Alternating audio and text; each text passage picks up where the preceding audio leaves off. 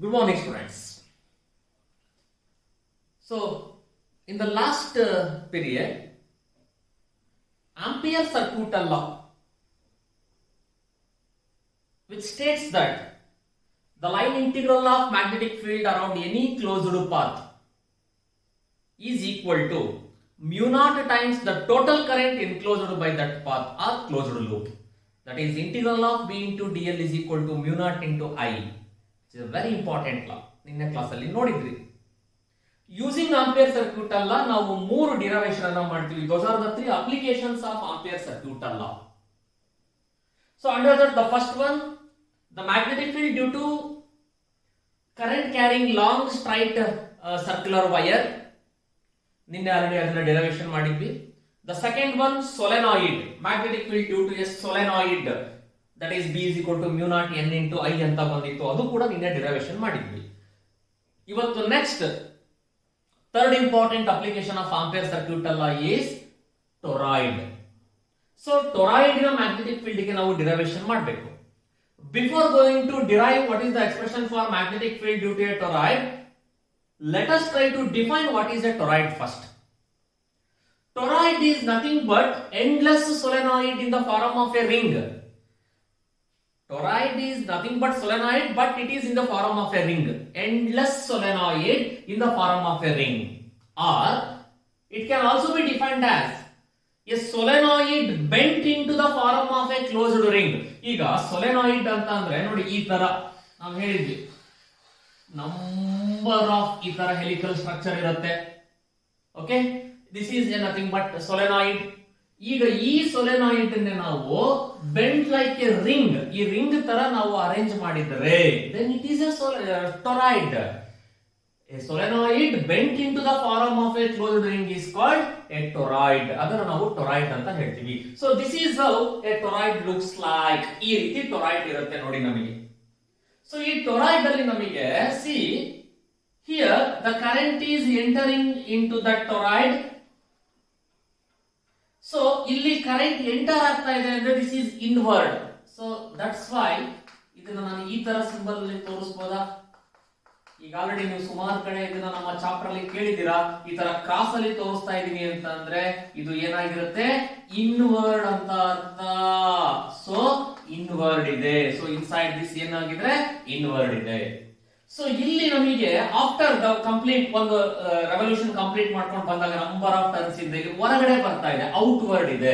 Outward ಇದೆ ಅಂದ್ರೆ ಹೊರಗಡೆ ನಾವು ಅದನ್ನ ಯಾವ್ದ್ರಿಂದ ರೆಪ್ರೆಸೆಂಟ್ ಮಾಡಬಹುದು, ಲೈಕ್ ದಿಸ್. ಈ ತರ ಡಾಟ್ ಇದ್ರೆ ಏನರ್ಥ, ನಮ್ಮ ಮ್ಯಾಗ್ನೆಟಿಸಮ್ ಅಲ್ಲಿ ಔಟ್ವರ್ಡ್ ಮರಿಬಾರ್ದು.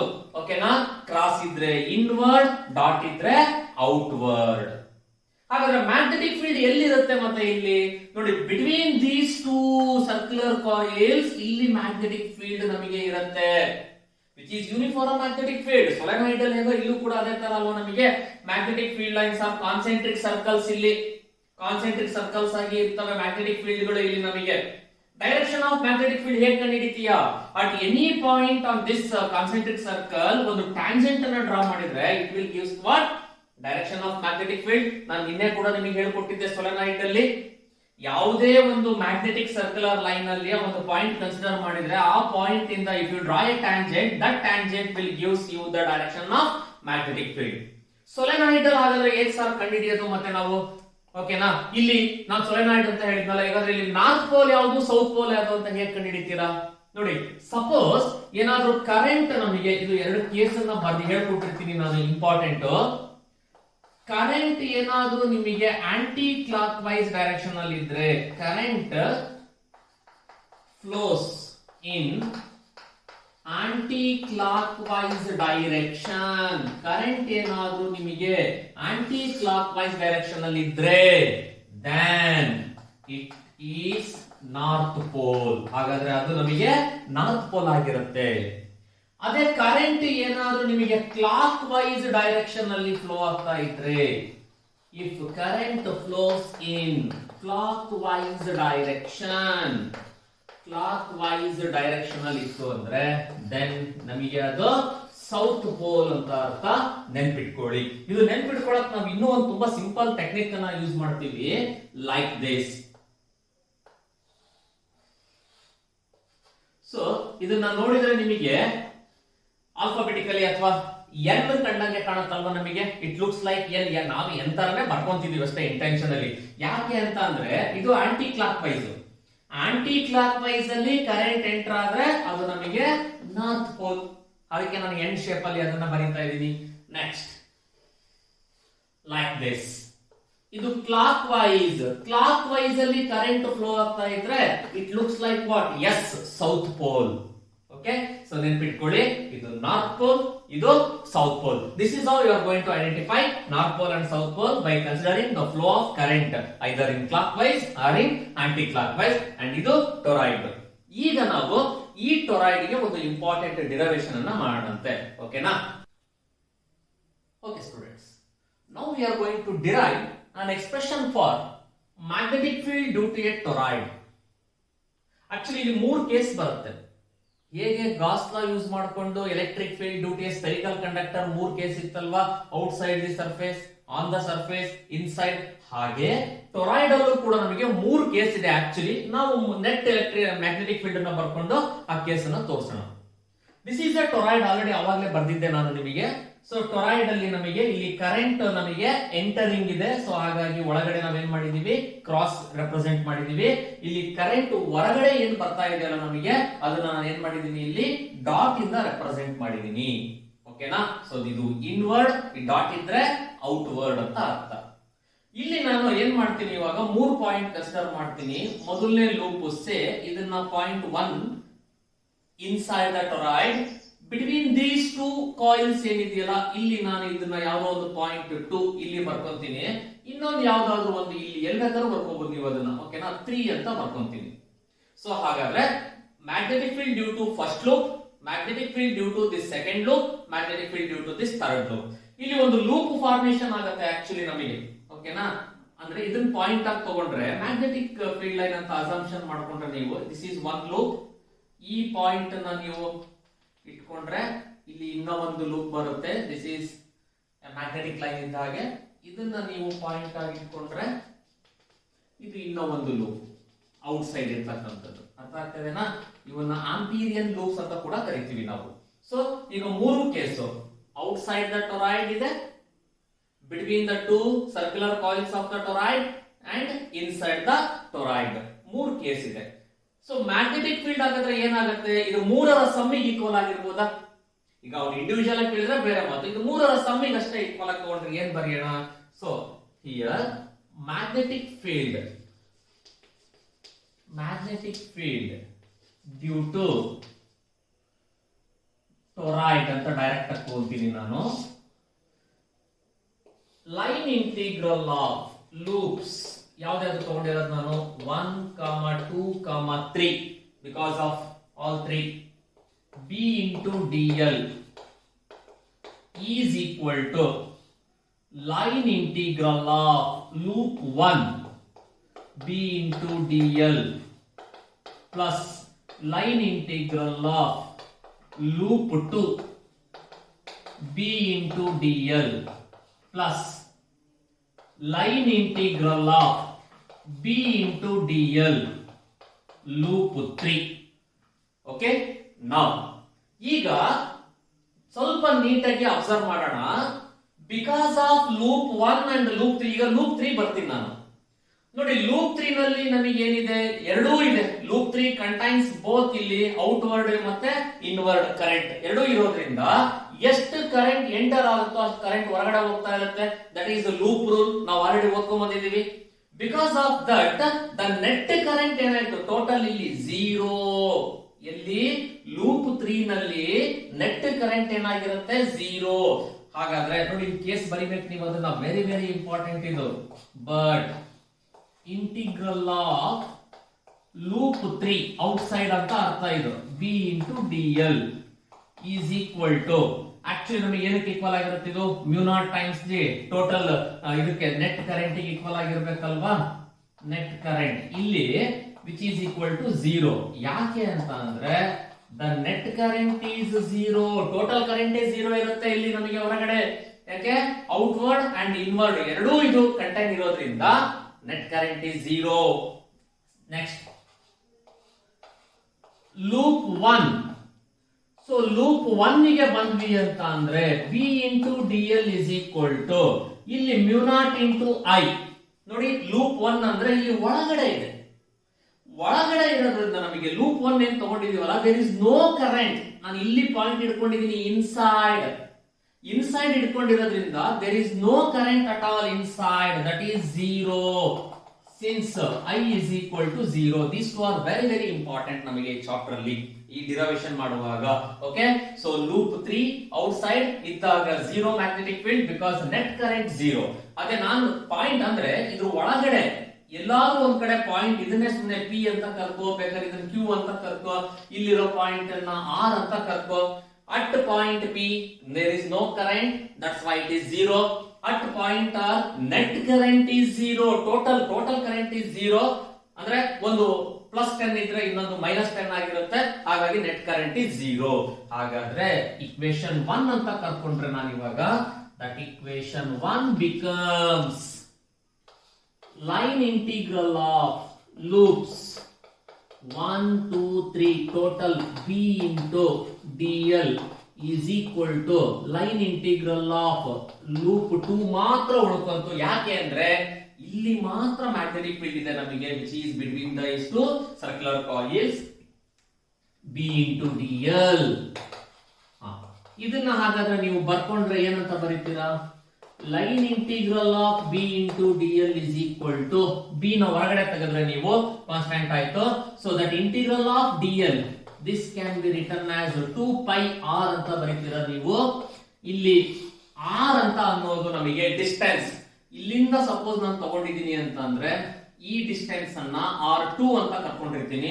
ಇಲ್ಲಿಂದ ಇಲ್ಲಿಗಿರೋ ಡಿಸ್ಟೆನ್ಸ್ r1 ಆಗಿರ್ಲಿ, ಇಲ್ಲಿಂದ ಈ ಪಾಯಿಂಟ್ ಏನಿತ್ತಲ್ಲ ಈ ಡಿಸ್ಟೆನ್ಸ್ ಅನ್ನ r3 ಅಂತ ಕರ್ಕೊಂಡಿರ್ತೀನಿ ಅಂತ ಇಟ್ಕೊಳ್ಳಿ. r1 is the distance from the center of this concentric circle to the point P. r2 is the distance from this center to the point Q. r3 is the distance from the center to this R. ಇಲ್ಲಿ observe ಮಾಡಿ ನೀವು, r1 less than r2, r2 less than r3 ಆಗಿದೆ. ಇವೆಲ್ಲ ನಾಳೆ entrance ಅಲ್ಲಿ discuss ಮಾಡುವಾಗ it plays a very important role, ಅದಕ್ಕೆ ಬರೀತಾ ಇದ್ದೀನಿ. ನಾನು ಇಲ್ಲಿ ಮ್ಯಾಗ್ನೆಟಿಕ್ ಫೀಲ್ಡ್ ಇವಾಗ between these two circular coils loop 2 ಇರೋದ್ರಿಂದ r2, ಸೊ ಇಲ್ಲಿ r2 ಅಂತ ಬರ್ತಿದ್ದೀನಿ. Hence integral of B into dl is equal to B into 2 pi r2. Call this as equation number 1. ನಾವು ಸಾರಿ ಇಕ್ವೇಶನ್ ನಂಬರ್ 2 ಅಂತ ಕರೆಯೋಣ. Already ಮೇಲ್ಗಡೆ 1 ಕರೆದಿದ್ದೀನಲ್ವಾ, ಹಾಗಾಗಿ ಏನಿ ಆಂಪಿಯರ್ ಸರ್ಕ್ಯೂಟ್ ಅಲ್ಲ ಅಪ್ಲೈ ಮಾಡ್ಬೇಕಲ್ಲ, ಮತ್ತೆ ಅದರ ಅಪ್ಲಿಕೇಶನ್ ಅಲ್ವಾ ಇದು. From Ampere's circuital law, from Ampere's circuital law. ನೋಡಿ ಆಂಪಿಯರ್ ಸರ್ಕ್ಯೂಟಲ್ ಲಾ ಏನ್ ಹೇಳುತ್ತೆ ನಿಮಗೆ? Line integral of B into dl is equal to mu naught times the net current or total current. So ಇಲ್ಲಿ ನಿಮಗೆ total current ಏನಕ್ಕೆ equal ಆಗಿರುತ್ತೆ? So B into dl is equal to mu naught times n into L into I. NHI ಅಂತ ಬರ್ಕೊಂಡಿದ್ವಿ ನಿನ್ನೆ ನಾವು. ಇಲ್ಲಿ L is nothing but this circle, circumference. What is the circumference? 2 pi r. R2 ಇರೋದ್ರಿಂದ 2 pi r2. n number of turns ಇದ್ರೆ n into 2 pi r2 into I. Call this as equation number 3. From equation 2 and 3 LHS same ಇದೆ, RHS ಅನ್ನ equate ಮಾಡೋಣ. From equation 2 and 3 B into 2 pi r2 equals mu naught into n into 2 pi r2 into I. This 2 pi r2 2 pi r2 get cancelled. Hence B is equal to mu naught n I, which is same as solenoid alva. Solenoid with the expression ಬಂದಿದೆ ನಮಗೆ. So this is the expression for magnetic field between these two circular coils, that is B is equal to mu naught n I, where mu naught is the absolute permeability of air medium, n is the number of turns per unit length, I is the current flowing in that area or coil. Okay, that is B is equal to mu naught n I. ನಿನ್ನೆ ideal solenoid ಅಂದ್ರೆ ಏನು ಅಂತ ಹೇಳಿದ್ದೆ ನಾನು. A solenoid in which magnetic field inside it is constant, outside the solenoid is 0 ಇದ್ರೆ ideal solenoid. What is an ideal toroid ಹಾಗಾದ್ರೆ? Ideal toroid ಅಂತಂದ್ರೆ if a toroid has a ring like structure which is coils are 100% circular in shape ಇದ್ರೆ then it is called ideal toroid ಅಂತ ಹೇಳ್ತೀವಿ. ಓಕೆನಾ? ನೋಡಿ ಇಷ್ಟು ಕೂಡ ನಮಗೆ ಅಪ್ಲಿಕೇಶನ್ಸ್ ಆಫ್ ಆಂಪಿಯರ್ ಸರ್ಕ್ಯೂಟ್ ಅಲ್ಲ ಆಯ್ತು. Okay, so next another important derivation, force between two parallel current carrying conductors. We are going to derive an expression for force between two parallel current carrying conductors. Last year 2020 March exam ಅಲ್ಲಿ ಈ question ಅನ್ನು ಕೇಳಿದ್ದಾರೆ. Already ನಾವು single conductor ಗೆ derivation ಮಾಡಿದ್ವಿ force ಗೆ. ಓಕೆನಾ? F is equal to BIL sin theta ಈ ಚಾಪ್ಟರ್ ಬಿಗಿನಿಂಗ್ ಅಲ್ಲೇ ಮಾಡ್ಕೊಂಡು ಬಂದಿದ್ವಿ. ಮತ್ತೆ ಒಂದು ಕರೆಂಟ್ ಕ್ಯಾರಿಂಗ್ ಕಂಡಕ್ಟರ್ ಗೆ ಮ್ಯಾಗ್ನೆಟಿಕ್ ಫೀಲ್ಡ್ ಏನು ಅನ್ನೋದನ್ನು ಕೂಡ ಡೆರಿವೇಶನ್ ಮಾಡಿದ್ವಿ ನಾವು. ನಿನ್ನೆ ಕ್ಲಾಸ್ ಅಲ್ಲಿ ಇನ್ನೂ ಮಾಡಿದ್ದೆ. I think μ0/4π into 2I/d formula ಬರ್ದಿದ್ವಿ. ಈಗ force between two parallel current carrying conductors ಅಪ್ಪ. ನೋಡಿ ಏನ್ ಮಾಡಿದೀನಿ ನಾನು, ಎರಡು ಪ್ಯಾರಲಲ್ ಕರೆಂಟ್ ಕ್ಯಾರಿಂಗ್ ಕಂಡಕ್ಟರ್ ಅನ್ನ ಫಸ್ಟ್ ಬರ್ಕೊಂಡಿದೀನಿ. ಲೆಟ್ I1 ಅನ್ನೋದು P ಅನ್ನೋ ಕಂಡಕ್ಟರ್ ಮೂಲಕ ಕರೆಂಟ್ ಪಾಸ್ ಆಗ್ತಾ ಇದೆ, I2 ಅಂತ ಅನ್ನೋದು Q ಅನ್ನೋ ಕಂಡಕ್ಟರ್ ಮೂಲಕ ಪಾಸ್ ಆಗ್ತಾ ಇದೆ. So this is conductor 1, this is conductor 2, D is the distance between these two conductors. ಈಗ ಇಲ್ಲಿ ಕರೆಂಟ್ ಪಾಸ್ ಆಗ್ತಾ ಇದೆ ನಮಗೆ ಅಂತ ಅಂದ್ರೆ ಬಿಕಾಸ್ ಆಫ್ ದಿಸ್ ಆಬ್ವಿಯಸ್ಲಿ ಇಲ್ಲಿ ನನಗೆ ಮ್ಯಾಗ್ನೆಟಿಕ್ ಫೀಲ್ಡ್ ಇರಲೇಬೇಕಲ್ವಾ. Okay, they are again like this. ಸುಮ್ಮನೆ ನಾನು ಸಿಂಬಾಲಿಕ್ ಆಗಿ ಬರೀತಾ ಇದ್ದೀನಿ ಅಷ್ಟೇ ನಿಮಗೆ ಗೊತ್ತಾಗ್ಲಿ ಅಂತ. Like this, because of this current it will experience a magnetic force ಇರಲೇಬೇಕಲ್ಲ. ಹಾಗೆ ಇಲ್ಲೂ ಕೂಡ ನಿಮಗೆ ಈ ತರ ಮ್ಯಾಗ್ನೆಟಿಕ್ ಫೀಲ್ಡ್ ಲೈನ್ಸ್ ಇದ್ದೇ ಇರ್ತವೆ. ಓಕೆನಾ? Now because of this current ಏನಿದೆಯಲ್ಲ ನನಗೆ PI1, ಇಲ್ಲಿ ಇನ್ನೂ ಒಂದು ನನಗೆ ಮ್ಯಾಗ್ನೆಟಿಕ್ ಫೀಲ್ಡ್ ಬಂತು, ಇದರಿಂದ ಇಲ್ಲಿ ಒಂದು ಮ್ಯಾಗ್ನೆಟಿಕ್ ಫೀಲ್ಡ್ ಬರ್ತಾ ಇದೆ ನನಗೆ. ಅಂದ್ರೆ ಇದರ ಮ್ಯಾಗ್ನೆಟಿಕ್ ಫೀಲ್ಡ್ ಎಫೆಕ್ಟ್, ಇದರ ಮ್ಯಾಗ್ನೆಟಿಕ್ ಫೀಲ್ಡ್ ಎಫೆಕ್ಟ್ ಇಂದ ಫೋರ್ಸ್ ನಮಗೆ ಎರಡರೂ ಕೂಡ ಎಕ್ಸ್ಪೀರಿಯನ್ಸ್ ಆಗ್ತಾ ಇದೆ. ಅಂದ್ರೆ ಇದು ಫೋರ್ಸ್ ಆನ್ 1 ಏನಿದೆಯಲ್ಲ it is because of what 2. ಇದಿರೋದ್ರಿಂದ ಇದ್ರ ಮೇಲೆ ಫೋರ್ಸ್ ಎಕ್ಸ್ಪೀರಿಯನ್ಸ್ ಆಗ್ತಾ ಇದೆ, ಇದಿರೋದ್ರಿಂದ ಇದ್ರ ಮೇಲೆ ಫೋರ್ಸ್ ಎಕ್ಸ್ಪೀರಿಯನ್ಸ್ ಆಗ್ತಾ ಇದೆ ಅಂತ ಅರ್ಥ. ಈಗ ನಾವು ಇದಕ್ಕೆ ಎರಡರಲ್ಲಿ ಇರ್ತಕ್ಕಂಥ ಫೋರ್ಸ್ ಗೆ ಒಂದು ಡಿರೈವೇಶನ್ ಅನ್ನ ಮಾಡ್ತಾ ಹೋಗ್ತೀವಿ. So let us consider the magnetic field at due to the what this conductor Q is what influenced by the conductor P. ಹಾಗಾದ್ರೆ ಏನಂತ ಬರೀಬಹುದು ನಾವು, magnetic field produced by the current I1. ನೋಡಿ first ಇದು ತಗೊಂತಾ ಇದ್ದೀನಿ ಇವಾಗ. Magnetic field produced by the current I1 on ಯಾವುದ್ರ ಮೇಲೆ, Q. Because of this ಇಲ್ಲಿ ಮ್ಯಾಗ್ನೆಟಿಕ್ ಫೀಲ್ಡ್ ಬರಲೇಬೇಕಲ್ಲ ಸರೌಂಡಿಂಗ್ ಅಲ್ಲಿ ನಮಗೆ. ಸೊ ಅದನ್ನ ನಾನು ಬರ್ಕೊಳ್ಳೋದಾದ್ರೆ ಸೇ ಇದನ್ನ B1 ಅಂತ ಬರೀತೀನಿ. ನಿನ್ನೆ ಡಿರೈವೇಶನ್ ಮಾಡಿದ್ವಿ ನಾವು ಆಂಪಿಯರ್ ಸರ್ಕ್ಯೂಟ್ ಅಲ್ಲಿ ಫಸ್ಟ್ ಅಪ್ಲಿಕೇಶನ್. ಅದನ್ನ ನಾನು μ0/4π ಫಾರ್ಮಲ್ ಬರ್ದಿದ್ರೆ ಏನ್ ಬಂದಿತ್ತು, 2I/R ಅಂತ ಬರ್ದಿತ್ತು. ಇಲ್ಲಿ R ನ ಬದಲಿಗೆ ನಾನು ಏನ್ ತಗೊಂಡಿದ್ದೀನಿ, D ಅಂತ ತಗೊಂಡಿದ್ದೀನಿ. ಕರೆಂಟ್ ಯಾವ್ದು ನನಗೆ ಬರ್ತಾ ಇರೋದು ಇಲ್ಲಿ I1. So μ0/4π into 2I1/D. Let us call this as equation number 1. ಅರ್ಥ ಆಗ್ತಾ ಇದೆ ಅಲ್ವಾ? ಬಹಳ ಸಿಂಪಲ್ ಡಿರೈವೇಶನ್ ಇದು. ಆ ಎಕ್ಸ್ಪ್ರೆಷನ್ ನೆನಪು ಇಟ್ಕೊಂಡಿರ್ಬೇಕಷ್ಟೇ ಡಿರೈವ್ ಮಾಡಿರೋದು. And here it experience a force. ಇದೊಂದು ಫೋರ್ಸ್ ಅನ್ನು ಎಕ್ಸ್ಪೀರಿಯನ್ಸ್ ಮಾಡಲೇಬೇಕಲ್ಲ. ಮತ್ತೆ ಇಲ್ಲಿ ಇನ್ನೊಂದು ಕಂಡಕ್ಟರ್ ಇದೆ ಅಂತ ಅಂದ್ರೆ ಮ್ಯಾಗ್ನೆಟಿಕ್ ಫೀಲ್ಡ್ ಇದೆ, ಇದರ ಮ್ಯಾಗ್ನೆಟಿಕ್ ಫೀಲ್ಡ್ ಇಂದ ಇದು ಫೋರ್ಸ್ ಎಕ್ಸ್ಪೀರಿಯನ್ಸ್ ಆಗುತ್ತೆ. Force experienced by the magnetic field expression ಮಾಡಿದ್ವಲ್ಲ, ಸೊ ಅದನ್ನ ಬರೀಬೇಕು ನೀವು ಇಲ್ಲಿ. So force experienced by the Q is given by ನಾನು F1 ಅಂತ ಬರ್ಕೊಂತೀನಿ ಅದನ್ನ. So F1 is equal to B1 into I2 into L sin theta, BIL sin theta. So ಇದ್ರ ಮೇಲೆ ಇರ್ತಕ್ಕಂಥದ್ದು force B1 I2, let L is the length of the conductor, sin theta. ಹಾಗಾದ್ರೆ ಇಲ್ಲಿ ನಿಮಗೆ between this L and B ನಡುವೆ ನೀವು ತಗೊಂಡ್ರಿ ಅಂತ ಅಂದ್ರೆ ಓಕೆನಾ. ಸೊ ದಟ್ ಈಸ್ ಏನಾಗಿರುತ್ತೆ, ಆಂಗಲ್ 90 ಡಿಗ್ರಿ. ಸೊ ಅಲ್ಲಿ ನಮಗೆ 90 ಡಿಗ್ರಿ ಇತ್ತು ಅಂತಂದ್ರೆ what is the value of sin 90 degree, 1 ಆಯ್ತು. therefore F1 is equal to B1 into I2 into L. ಹಾಗಾದ್ರೆ ವಾಟ್ ಈಸ್ B1 ಮೇಲ್ಗಡೆ ಬರ್ದಿದ್ದೀರಲ್ಲ already, mu naught by 4 pi into 2I1 divided by D into ಏನು ನೋಡ್ಕೊಂತು I2L. Let us call this as equation number 2. So this is the force acting on the conductor Q because of the conductor P. That is mu naught by 4 pi into 2I1 I2L divided by T. Similarly, ನೋಡಿ ನಾನು direct ಆಗಿ ಬರ್ಬಿಡೋಣ ನಾವು ಮತ್ತೆ. Similarly, F2 is the force experienced by P due to what? Q. ಏನಾಗಿರ್ಬೇಕು ಮತ್ತೆ same, ಎರಡೂ ಕೂಡ ನಮಗೆ ಕರೆಂಟ್ ಸೇಮ್ ಡೈರೆಕ್ಷನ್ ಇರೋದ್ರಿಂದ you can write mu naught by 4 pi into 2 I1 I2 into L divided by D. So here F1 is equal to F2. Okay, and this is the expression for force between two parallel conductors carrying current. ನೋಡಿ, ಇದರಿಂದ ಇನ್ನೂ ನಾವು ಏನ್ ತಿಳ್ಕೋಬೇಕು ಅಂತಂದ್ರೆ, if these two conductors carrying current in the same direction, ನೋಡಿ ಇದು ಇದೇ ಡೈರೆಕ್ಷನ್ ಅಲ್ಲಿ ಕರೆಂಟ್ ಅನ್ನ ತಗೊಂಡು ಹೋಗ್ತಾ ಇದೆ, ಇದು ಇದೇ ಡೈರೆಕ್ಷನ್ ಅಲ್ಲಿ ಕರೆಂಟ್ ಅನ್ನ ತಗೊಂಡು ಹೋಗ್ತಾ ಇದೆ. If both are carrying current in the same direction, then they attract each other. What happens when same current ಅಥವಾ current flows in the same direction between these two conductors? They attract each other. attract ಆಗ್ತಾ ಇದೆ. ಅದೇ ಏನಾದ್ರು current ನಿಮಗೆ ಉಲ್ಟಾ ಅಂದ್ರೆ opposite ಇದ್ರೆ, ಈ ತರ ಇದ್ರೆ, then they repel each other. ಇದರ ಫೋರ್ಸ್ ಈ ಕಡೆ, ಇದರ ಫೋರ್ಸ್ ಈ ಕಡೆ ಇರುತ್ತೆ.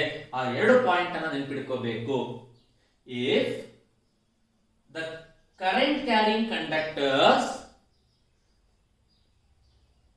have the current in the same direction, then they attract each other. If current flows in the opposite direction, then they repel each other. Okay na? Yes. So ಈಗ ನಾವು definition of ampere ನೋಡಿ, ಹಿಂದೆ ಒಂದು derivation ಮಾಡಿದ್ವಲ್ಲ, force between two parallel conductors carrying current. ಆ derivation ಕೇಳಿದಾಗ definition ಕೇಳ್ತಾನೆ. ಮೊನ್ನೆ ಎಕ್ಸಾಮ್ ಅಲ್ಲೂ ಕೂಡ ಹಾಗೇನೆ, ನೀವು ಆ ಡಿರೈವೇಶನ್ ಕೇಳಿ ಡಿಫೈನ್ ಆಂಪಿಯರ್ ಅಂತ ಕೇಳಿದ್ರೆ ಈ ಡೆಫಿನೇಷನ್ ಅನ್ನೇ ಬರೀಬೇಕು. ಓಮ್ಸ್ ಲಾದಲ್ಲಿ ಡಿಫೈನ್ ಮಾಡಿರ್ತಕ್ಕಂಥ ಆಂಪಿಯರ್ ಡೆಫಿನೇಷನ್ ಬರೀಬಾರ್ದು. This is also called international definition. The definition of ampere on the basis of this expression ನಾವೇನು ಹೇಳ್ತೀವೋ, it is called international definition. ಏನ್ ಡಿರೈವೇಶನ್ ಬಂದಿತ್ತು ನಮಗೆ ಅಲ್ಲಿ? both F1 equals F2 ಇತ್ತು, that is mu naught by 4 pi into 2I1 I2 into L divided by D. ಹಾಗಾದ್ರೆ ampere ನ ಹೇಗೆ define ಮಾಡ್ತೀರಾ ನೀವು? ನೋಡಿ, ಆಂಪಿಯರ್ ಅಂತಂದ್ರೆ both I1 equals I2 ನಮಗೆ ಸೇಮ್ ಕರೆಂಟ್. ಹಾಗಾದ್ರೆ it is the constant current which when maintained, ಯಾವಾಗ distance between those two conductors 1 meter ಇರಬೇಕು. ನೋಡಿ ಇಲ್ಲಿ 2 ಇದೆ. What is the value of mu naught by 4 pi? 10⁻⁷ ಅಂದ್ರೆ ಏನಾಯ್ತು? 2 into 10⁻⁷. ಫೋರ್ಸು ಕೂಡ 2 into 10⁻⁷ ಇದ್ರೆ ಕ್ಯಾನ್ಸಲ್ ಆಗತ್ತಲ್ವಾ, 1 ಬಂತು. ಅರ್ಥ ಆಗ್ತಾ ಇದೆನಾ? The value of mu naught by 4 pi is 10⁻⁷. ಏನಿದೆ? 2 ಇದೆ. 2 into 10⁻⁷. ಫೋರ್ಸು ಕೂಡ 2 into 10⁻⁷ ಇದ್ದಾಗ ಬೋತ್ ಆರ್ ಗೆಟ್ ಕ್ಯಾನ್ಸಲ್ಡ್. 1 ಆಯ್ತು. ಸೊ ಲೆಂತ್ 1 ಮೀಟರ್, ಇದು 1 ಮೀಟರ್, ಇದು ಕ್ಯಾನ್ಸಲ್ ಆದಾಗ ಕಾನ್ಸ್ಟಂಟ್ ಕರೆಂಟ್ ಮೇಂಟೈನ್ ಆಗುತ್ತೆ. That is 1 ampere or international definition. ಈಗ ಇದನ್ನೆಲ್ಲ ಸೇರಿ ಒಂದು ಡೆಫಿನೇಷನ್ ಅನ್ನ ಮಾಡೋಣ ನಾವು. ಹೇಗೆ ಡಿಫೈನ್ ಮಾಡೋದು? It is the constant current which when maintained in each of the two infinitely long, straight and parallel conductors of negligible cross section area, negligible, placed 1 meter apart in air medium, because it is permeability of air medium, apart in air, will cause each conductor to experience a force of 2 into 10⁻⁷ Newton per meter length. Very very very important definition. Okay, ನೆನ್ಪಿಟ್ಕೊಳ್ಳಿ. ಈ expression ಅನ್ನ ನೆನ್ಪಿಟ್ಕೊಂಡೇ define ಮಾಡೋದು ಕಲಿಬೇಕು. ನಾನು ಬಹಳ ಕಡೆ ಹೇಳ್ಕೊಟ್ಟಿದ್ದೀನಿ ನಿಮಗೆ 1 ಆಂಪಿಯರ್, 1 ಕೂಲಂ, 1 ಫ್ಯಾರಡ್, 1 ಓಮ್, ಇವೆಲ್ಲಾ ಡೆಫಿನೇಷನ್ ಗಳನ್ನು ಕೂಡ on the basis of formula ಮೇಲೆ ಕಲಿರಿ, which is very easy. So here international definition of ampere is the constant current which when maintained in each of the two infinitely long, straight and parallel conductors of negligible cross section placed 1 meter apart in air will experience a force of 2 into 10 raised to minus 7 Newton per meter land. ಓಕೆನಾ? So ಇಷ್ಟನ್ನ ಚೆನ್ನಾಗಿ practice ಮಾಡ್ಕೊಳ್ಳಿ. Next class ಅಲ್ಲಿ ನಾವು ಇದನ್ನ continue ಮಾಡೋಣಂತೆ. Thank you.